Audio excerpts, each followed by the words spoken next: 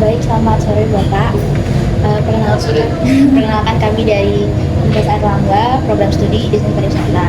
Sini kebutuhan kami untuk bertanya-tanya dan mengulik lebih dalam tentang hal ini sebagai salah satu tema kafe di Indonesia di Surabaya yang mengusung konsep zero waste. Ya. Sebelumnya bisa perkenalkan dulu Bapak. Nama saya Yoga Pribadiansa. Di The Natural Healthy Store itu saya di bagian manajer operasional. Jadi segala operasional yang terkait dengan Natural Healthy Store itu menjadi tanggung jawab saya. Oke, baik. Kami langsung masuk ke pertanyaan. Bagaimana secara berdirinya kafe atau restoran dari awal ini? Jadi The Natural itu berdiri kurang lebih tahun 2008. Sejarahnya itu owner atau pemilik dari The Natural itu ada masalah kesehatan, terutama untuk putri-putrinya. Putri yang pertama itu ada masalah alergi. Jadi hasil cek itu alerginya 32 macam makanan.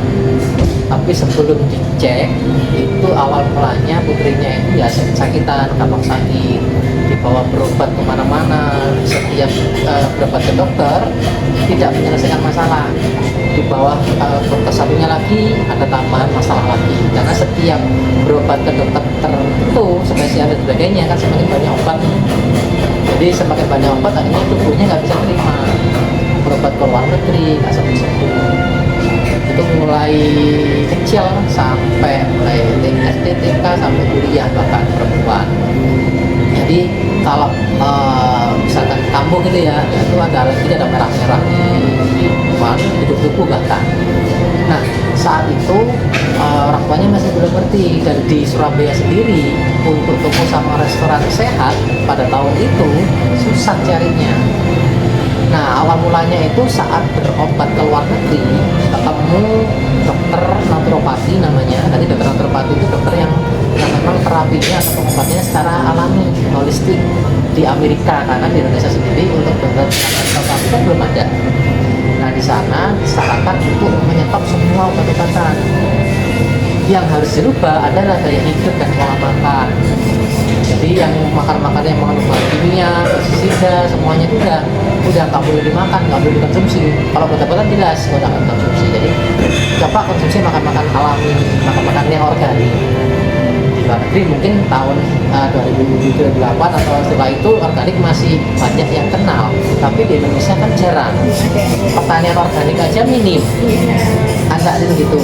Nah setelah diminta untuk merubah gaya hidup, pola makan, akhirnya mulai ownernya namanya Bu Sherly Budihartono, ownernya cari makanan sehat, akhirnya kan susah, ambilnya dari Jakarta, ada bawa produk sehat dari luar negeri.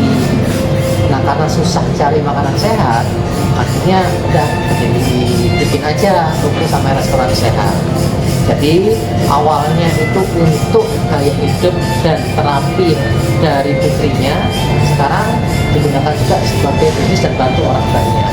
Jadi historinya The Natural berdiri itu adalah berdasarkan pengalaman pribadi owner dan putrinya yang mengalami masalah-masalah kesehatan, terutama alergi makanan yang hubungannya dengan bahan kimia, pestisida, pengawet, dan berkembang sampai saat ini. Berarti motivasi dari owner sendiri adalah untuk kesehatannya sendiri. Ya, pertama memang untuk kesehatan sendiri, keluarga, dan sekarang lebih lebar lagi membantu orang-orang yang mungkin punya masalah yang sama. Karena tidak sedikit juga orang-orang atau anak-anak yang punya masalah alergi yang mungkin susah cari makan. Dengan konsep sehat, Surabaya sendiri pun restoran sehat, mungkin banyak yang klaim sehat, tapi sehat dalam tanda kutip seperti apa? Yang benar-benar kita perhatikan mulai dari bahan, proses, sampai pengolahan dan penyajian itu kita benar-benar perhatikan QC-nya ya The Natural memang jadi solusinya. Karena kita sendiri dulu ada namanya Jawa Pos Culinary Award, sekarang mungkin belum pernah dengar Jawa Pos dulu itu sering adakan kegiatan atau penghargaan untuk kategori-kategori restoran. Ada the best healthy food, ada restoran khusus apa, ada modern food atau yang macam-macam. Nah ketika kita saat itu sebelum COVID kalau nggak salah itu kita juara 1 untuk gratis di Jawa Pos Koordinasi Awards. Di belakang itu masih ada ya, piagamnya atau orang dari lepas udah lama, terus sekarang Jawa Pos udah nggak adakan lagi. Jadi memang kita perhatikan. Lalu konsep zero waste yang diterapkan di Ternate apa? Di Netral ya. Pertama, kalau dari segi kemasan kan kita juga ngikutin peraturan wali kota nggak boleh pakai plastik. Pasti nanti semua macam ya. Jadi kita kemasan sudah nggak pakai plastik. Jadi semuanya Pak Kasapa harus bawa sendiri. Terus kedua, untuk kemasan alat saji di tempat kami di Natural itu memang sedotan aja terbuat dari kaca, nggak pakai plastik. Bahkan placement itu alas meja kita itu terbuat dari nanas. Dari pelapaknya nanas. Tanaman nanti ada di situ. Itu kemudian kita pakai gelas straw. Terus untuk kemasan juga nggak ada, dan kalau ada orang yang beli, kita kan ada beras, gula, itu kita pakai botol kaca, jadi kan bisa dipakai lagi, jadi nggak pakai plastik terutama, jadi minimalisasi limbah. Kayak seperti itu sih gambarannya. Lalu untuk yang terlibat dalam pengembangan kafe ini mungkin siapa aja? Seperti ada pemerintah atau ada komunitas? Oke. Di Surabaya itu kan ada namanya ya Persatuan untuk Horeca ini, hotel, cafe, resto, itu kan ada, dan semua pasti ikut di gabungan di situ. Jadi seringkali kalau ada kegiatan-kegiatan terkait dengan restoran, hotel, kafe, kita pasti diupdate terkait perizinan. Seperti kalau restoran kan kita ada namanya perizinan SHS, sertifikat layak higiene sanitasi. Nah itu kan itu program pemerintah dan mungkin dinas kesehatan, nanti restoran harus punya itu. Jadi untuk menjaga keamanan pangan dan lingkungan juga. Terus beberapa kalau dari pemerintah lebih banyak biasanya dari BPOM atau dinas kesehatan lebih banyak ada kegiatan pelatihan penyuluhan terkait dengan keamanan pangan, terkait dengan pendidikan, seperti itu biasanya. Terus terakhir itu tentang pengolahan sampah. Itu kemarin juga ada penyuluhan pengetahuan untuk pengolahan sampah mereka dalam restoran kafe. Itu sih. Berarti ini yang diusung oleh pemerintah ya? Kalau untuk pengolahan limbah dan sebagainya sampah memang kan dari pemerintah, dari dinas lingkungan hidup, dari kementerian apa bedanya, kementerian apa yang terkait biasanya yang atas dari lingkungan hidup kan KLH ya. Jadi dari sana memang saat ini kan kita untuk pengolahan sampah itu selain diolah, tidak semua restoran atau kafe atau hotel bisa mengolah sampah sendiri. Kan tidak semua punya lahan yang cukup. Nah saat ini dari Surabaya itu memang dari pihak RW yang mengolah, ada yang ngambil sendiri. Dan kemarin masih belum final kalau nggak salah, ada draftnya. Jadi nanti pihak mereka hotel atau kafe harus ada pengolahan sampah, minimal sampah yang keluar itu sudah diolah. Jadi nggak langsung dalam bentuk sampah juga. Terus baru nanti seandainya pihak mereka tidak punya fasilitas lahan, memang harus ada pihak ketiga yang memang sudah punya sertifikasi untuk pengolahan sampah. Tapi saat ini yang Natural lakukan, kita sudah pilah-pilah memang, dan di pojok sana itu ada untuk pembuatan kompos. Udah. Cuma kadang untuk beberapa bahan yang over ya kita nggak bisa. Tapi yang bisa ditampung di situ untuk kompos. Nah hasilnya nanti kita akan taruh di tanaman-tanaman yang ada di sini. Ini ada banyak tanaman-tanaman gitu. Nah itu hasil dari sampah-sampah organik yang kita taruh sini. Lalu kalau peran akademisi itu apa? Misalnya kayak seperti ada penelitian atau penelitian kalau biasanya dari mahasiswa, tapi jarang mahasiswa yang memang seperti teman-teman yang semua biasanya dilihat dari segi bisnisnya, bisnis restoran seperti apa. Ada memang yang dari segi sisi keorganikannya, gimana sih tata cara pengolahan organik yang bukan dari petani tapi sudah langsung dalam bentuk komersial seperti ini restoran. Karena kalau kita ngomong organik itu kan mulai dari tingkat petani Iya. sampai ke tingkat konsumen. Nah, ke tingkat konsumennya biasanya banyak yang tanya terkait itu biasanya dari mahasiswa memang. Nah, kenapa? Iya. Lalu bagaimana kafe ini tuh mendukung peran atau petani-petani dan UMKM? Nah, ini itu kenapa semua bahan-bahan yang ada di natural kita belinya dari petani. Jadi kita nggak bikin perkebunan sendiri, nggak bikin budidaya sendiri. Kenapa? Karena petani-petani organik itu kan nggak banyak. Bahkan ada beberapa petani-petani dulu yang masuk ke kita itu banyak yang tidak lanjut untuk sertifikat organik. Karena untuk sertifikat organik kan mahal. Kalau pemerintah tidak dukung, tidak subsidi atau tidak support, mereka akan sulit untuk bertahan untuk terus sertifikasi. Nah, saat ini kita memang dari petani-petani dan supplier, baik buah, sayur. Nah, ada kalau misalkan petani yang tidak punya sertifikat organik, biasanya kan ada komunitas. Contoh, misalkan di Surabaya ada, di Jakarta ada namanya Komunitas Organik Indonesia atau KOI. Biasanya dari beberapa komunitas itu membawahi petani-petani atau UMKM yang memang mereka konsen di hati, nggak pakai habisnya, tapi kesulitan untuk sertifikasi. Biasanya seperti itu. Jadi semua bahan di sini dari petani, kayak ada rem itu dari petani memang organik. Kita olah sendiri dari jus lem. Nah, tadi ada bahkan dari Bali sebelum teman-teman datang ke sini, itu ada dari Bali, salah satunya dari universitas yang ada di Jepang. Mereka membantu petani-petani di Bali dari Ubud sana yang memang dulunya sudah organik tapi tidak lanjut karena kesulitan finansial. Nah itu mereka bina tetap meskipun tidak bisa sertifikat organik dan sekarang masih proses sertifikasinya, tapi cara pengolahannya, cara budidayanya, sistemnya sistem organik. Nah tadi nawarin di sini bahwa sampel beras ketan, beras merah, beras ketan. Nah seperti itu yang memang yang bisa kami bantu dari situ. Jadi dari bahan-bahan awal gitu, Ya, bahan-bahan bakunya memang dari petani. Bahkan ayam, kita kan ada menu ayam. Kebetulan ayam di kami sini itu bukan ayam kampung yang beli di pasar. Jadi kita minta tolong untuk petani-petani yang supplier kami, kita sekaligus untuk ternak ayam. Jadi sistem ayam di natural itu pakai sistem ayam yang tanpa dikandangin, di range. Pernah tahu ayam yang dibebasin kalau tidur di pohon-pohon? Nah ayam di sini tuh ngambilnya dari petani-petani yang mereka ternaknya dibiarin di pohon-pohon. Jadi bukan beli ayam kampung di pasar. Ya seperti itu contohnya. Jadi kita melibatkan petani. Baik. Lalu untuk tadi kan pengolahan sampahnya seperti yang sudah dijelaskan sama Pak Yoga juga.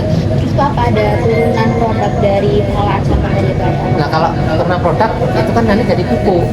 Seperti tadi saya bilang, kita kan ada pemisahan nih, kalau ada beberapa tempat sampah kan pasti dipisah antara organik sama non organik. Kalau dicampur itu ada bekas sisa makanan, ada yang organik, ada yang non organik. Di luar juga ada sampah juga. Cuma kita kan nggak pakai bahan-bahannya di sini, jadi nggak kepake. Nah dari sampah-sampah itu kan dipilah-pilah. Kalau sampah plastik itu mana yang nanti dipilah yang bisa buang, kalau nggak bisa, kalau bisa jadi nilai ekonomi ya kita putar nilai ekonomi. Sampah kampus juga ada sendiri, kemudian sampah-sampah sisa makanan ini yang biasanya kita olah di sana, ada drum-drumnya yang bisa kita olah di situ jadi pupuk kompos. Nah hasilnya ya jadi kayak pupuk itu yang akan kita sebar di pot-pot tanaman-tanaman yang ada di sini. Lebih ke itu, jadi bukan digunakan untuk dibanding banyak untuk produk lain atau apa, enggak. Lebih produknya itu dalam berupa pupuk. Itu juga membantu di kawasan danau laut sendiri juga ya? Ya. Lalu kan ini kan untuk menjaga kafe ini tetap ramah lingkungan, tapi juga keberlanjutan hasilnya kan juga agak tricky ya Pak ya. Itu bagaimana strategi dari danau ini untuk menjaga keberlanjutan finansial tapi juga tetap ramah lingkungan? Oke, jadi gini, di dalam bisnis toko sama restoran sehat itu memang tantangannya besar. Kenapa? Karena segmentasinya itu adalah orang-orang yang memang concern kesehatan, aware kesehatan.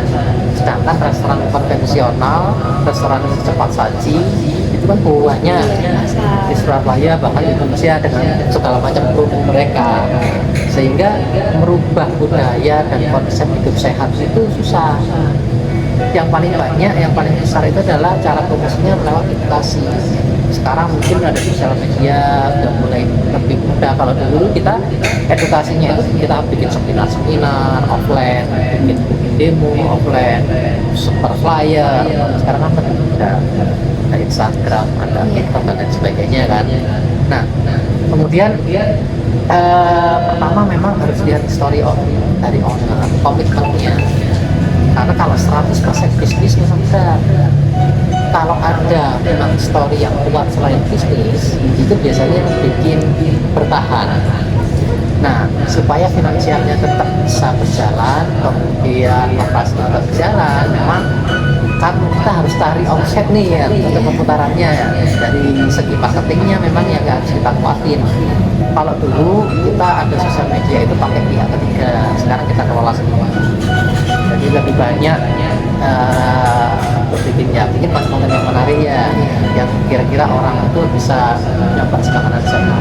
Karena konsepnya biasanya orang itu kalau nggak sakit nggak mau makan sehat, gitu kan? Dan itu secara naluri alaminya kebanyakan ya, tidak semua sebenarnya. Makanya gimana caranya ubah gaya hidup itu kan berat. Nah itu kenapa kita sering ada cooking class, di masa, event-event kesehatan. Kemarin ada workshop autis dengan Yayasan Autika, kita masuk dari sejarah. Dan setiap bulan kita ada acara hari cooking class. Jadi ngajarin cara masak yang sehat seperti apa. Selain itu ya promosi-promosi, terus kita create menu-menu, produk-produk, kan ada banyak produk kan. Nah ini adalah supaya tetap hidup. Jadi orang makan bisa beli bahan, kalau tidak sempat masak di rumah bisa beli menu, bumbu-bumbunya semuanya bisa beli di sini. Jadi itu cara supaya itu tetap berputar terus kan gitu kan. Konsepnya seperti itu. Lalu menu apa aja yang jadi ciri khas gastronomi lokal di sini? Oke, nah tahu menu gado-gado? Iya. Gado-gado kan itu sebenarnya kan menu khas Indonesia ya kan. Iya. Nah, gado-gado di luar biasanya yang jadi daya tarik kan bumbunya, kacang. Biasanya dipakai kacang apa? Tahu, kacang tanah. Nah, di natural kita rubah konsepnya. Pertama sayur-sayurnya pasti sayuran organik dari petani. Kalau di luar kan sayurannya biasa. Nah, saus kacangnya yang biasanya kacang tanah, di natural menggunakan kacang mente, cashew nut. Kenapa kita pakai cashew nut? Kalau dari sisi kesehatan, ada banyak orang anak yang alergi kacang tanah karena kacang tanah alerginya tinggi. Nah, sedangkan kacang mente lebih rendah. Jadi resiko alerginya dia lebih rendah dibandingkan kacang tanah. Dari segi rasa, kacang mente itu punya rasa yang dia lebih creamy, lebih lembut, lebih enak. Dan harganya pun lebih mahal. Nah, di sini salah satu menu favorit adalah gado-gado spesial dan natural. Kacangnya pakai kacang mente, kacang mentenya lokal, dari petani-petani lokal. Dan ada lagi biasanya kalau kita makan gado-gado yang bikin gurih banyak. Pingnya, ya kan, pakai pingan, enak gurih ya. Nah, kalau di luar itu biasanya pingnya dari apa? Belum pernah makan gado-gado nih semua? Belum pernah makan gado-gado. Ping apa biasanya? Nah, biasanya di luar itu pakai emping rinjo. Emping rinjo memang berarti nggak sehat. Karena biasanya kan emping rinjo untuk orang-orang tertentu ada yang takut makan. Biasanya orang apa yang takut makan? Saluran, yang takut makan. Nah, di kami di natural empingnya kita terbuat dari umbi-umbian, namanya emping Garut. Pernah dengar umbi Garut? Wah, ini biasanya anak-anak muda sekarang nggak tahu makanan zaman dulu. Jadi Garut, mili, kayak singkong, kayak ketela itu jenis umbi-umbian. Nah, itu yang kita pakai jadi emping. Jadi bisa bersahabat untuk orang-orang yang punya masalah kesehatan, salah satunya asam urat, bisa makan emping. Itu salah satu menunya. Terus ada lagi tahu petis, tahu kan petis Jawa Timuran apalagi kan kita ada petis ya. Nah, petis di luar ada yang tahu dari apa bahannya? dan dari bidang ya, salah satunya. Nah, biasanya orang-orang dengan masalah kesehatan apa yang takut sudah? Alergi, terus apa lagi? Biasanya orang-orang dengan masalah alergi, ada masalah kolesterol, asam berat juga sama, kan juga tinggi, nanti naik ke asam berat. Mereka kan takutnya masih petis, belum lagi kalau ada bahan pengawet dan lain sebagainya. Nah, kita buat versi rujak petis atau tahu petis kita itu versi healthy. Yaitu petisnya kita bikin dari spirulina, tahu sih? Oh iya. Ya, jenis alga ganggang yang warnanya hijau. Iya hijau. Nah, kita bikin bahan bakunya dari spirulina. Jadi orang-orang yang punya masalah alergi udang, orang-orang yang vegetarian, orang yang punya masalah kolesterol bisa makan petis. Dan yang unik lagi, tahu kita bikin sendiri, bukan beli dari luar, karena kedelainya pakai kedelai organik. Jadi pengental dan sebagainya kita nggak pakai yang sintetis. Itu tahunya. Dan tahunya nggak digoreng. Kalau dulu kan tahu petis tahu digoreng. Nah, waktu goreng versi healthy-nya hilang nanti. Di sini tahunya udah tahu gitu aja. Karena bikin tahu kan sebenarnya kedelainya udah dimasak, udah dipanasin, udah matang sebenarnya itu. Nggak usah dipanasin lagi. Dan di sini tahu petisnya udah tahu yang kotaknya. Kalau kita beli di pasar tuh, ya itu aja dipotong-potong kasih petisnya dari spirulina. Jadi versi healthy dan versi enak gitu. Itu beberapa menu yang memang kan sebenarnya khas Jawa Timur kan tahu petis ya. Gado-gado juga khas Indonesia. Lalu keterlibatan masyarakat desa dalam operasional ini tuh kira-kira di bagian. Kalau dari masyarakat desa, kalau masyarakat desa pada umumnya jarang, kalau bukan dari petani. Biasanya ada komunitas petani organik yang mereka undang beberapa organisasi masyarakat itu pernah dari 12 organik yang di Pacet dan sana. Mereka bikin acara seminar untuk komunitas organik dan petani-petani ada di desa maupun lembaga-lembaga Karang Taruna dan sebagainya. Biasanya mereka kalau ingin adakan itu yang view-nya di Surabaya pakai kantor kita bisa bagi spot untuk ruangannya, konsepnya, makanannya seperti itu. Jadi kalau dari masyarakat desa pada umumnya kurang begitu terlibat mereka. Mungkin ya lembaga-lembaga organisasi masyarakat, terutama di pertanian sih. Lalu untuk edukasi dan workshop tadi kayak cooking lah, seminar, kayak yang datang ke komunitas-komunitas tadi apa? Ya, jadi sering memang kita ada kegiatan yang memang kita bikin sendiri di sini, atau kita bikin di luar, atau kita memang ikut kegiatan komunitas di luar. Jadi memang harus banyak berinteraksi. Iya. Kalau nggak gitu ya nggak banyak orang tahu nanti. Berarti itu satu dari bentuk marketing juga. Salah satu bentuk marketing. Lalu nih kita ke aspek lingkungan ya. Ya. Sistem pengolahan sampah ini tadi yang reduce, reuse, dan recycle itu bentuknya menjadi kompos tadi. Menjadi kompos. Kan sekarang ada pengolahan yang pakai maggot dan sebagainya. Di Surabaya kan ada. Tuh, kita sebenarnya nggak terlalu banyak sisa sampah. Jadi nggak banyak waste-nya. Dan mungkin yang paling banyak itu kalau kita ada menu kelapa muda itu mungkin karena karena agak susah gitu ya seperti itu ya. Yang lain nggak terlalu. Lalu untuk tadi yang sampah organik tadi kan sisanya dijadikan pupuk. Kalau yang anorganik tadi kalau bisa masih digunakan kembali. Kalau enggak itu berarti biasanya dijadikan limbah. Iya, biasanya memang jadi limbah. Kalau yang masih bisa dipilah, recycle, kita kan memang tidak ada pengolahan nih. Kalau misalkan ada plastik, botol, dan plastik ya kita tidak ada pengolahan. Dan kita pun memang tidak pakai botol plastik dan kemasan plastik. Ada memang kemasan plastik, misalkan dari petani, sayurnya kan ada kemasan plastik tuh. Nah itu kan udah jadi limbah, nggak bisa diapa-apain. Tapi kalau misalkan ada kemasan plastik botol atau jerigen atau apa gitu ya, jarang seandainya ada pun kita kumpulin. Kalau ada yang tukang rompeng istilahnya yang rompeng diambil. Ya, kepercayaan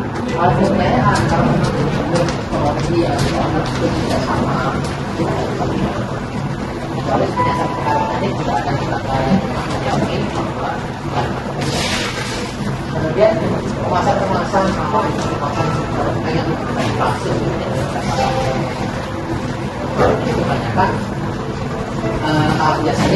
hasil rumah dari yang DPK-nya.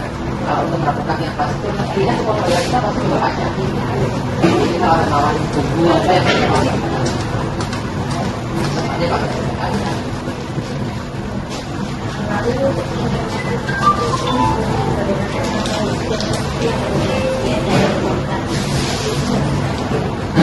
Kalau saya setiap Selasa itu kita ada meeting dengan manajemen. Setiap Selasa itu pastinya itu untuk yang QC teman-teman harus semangat. Selain itu biasanya bagaimana itu penting terus kita bikin minyak dan bis atau itu bikin teh atau pakai santan. Biasanya ini yang memang yang biasanya pasti di rumah itu yang kayak kayu, yang saus, dan bisa jangan dilakukan karena yang tadi kita cari ada santannya oh tapi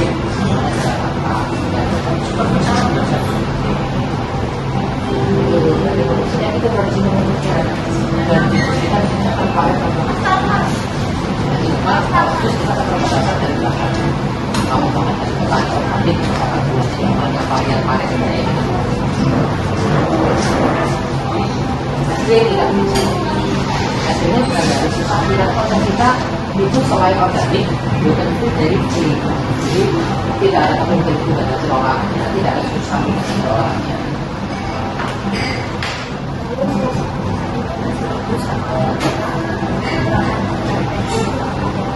Nah, itu sih sempat ditawarin pakai ya, jadi bisa terus salah satunya kalau dari NFT ya itu waktu untuk teman-teman yang akan pakai karena kita dan kita kan sifatnya tidak seperti apa yang pakai dan bangunan apa besar karena pagi sampai jam 8 nah itu dia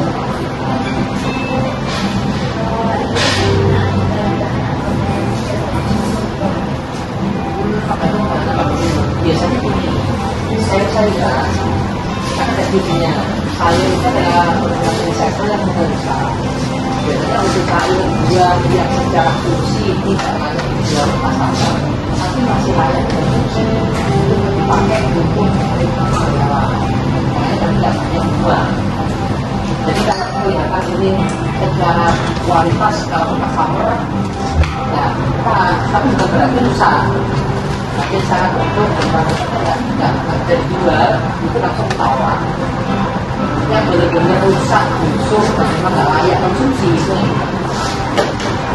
jadi caranya seperti itu maka kontak-kontak kalau kita melakukan kita yakin itu kita bisa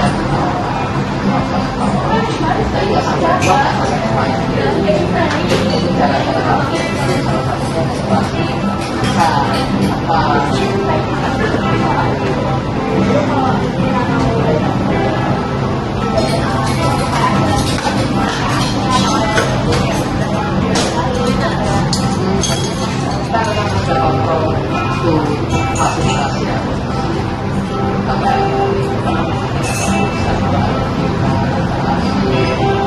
memang setiap beberapa bulan sekali ada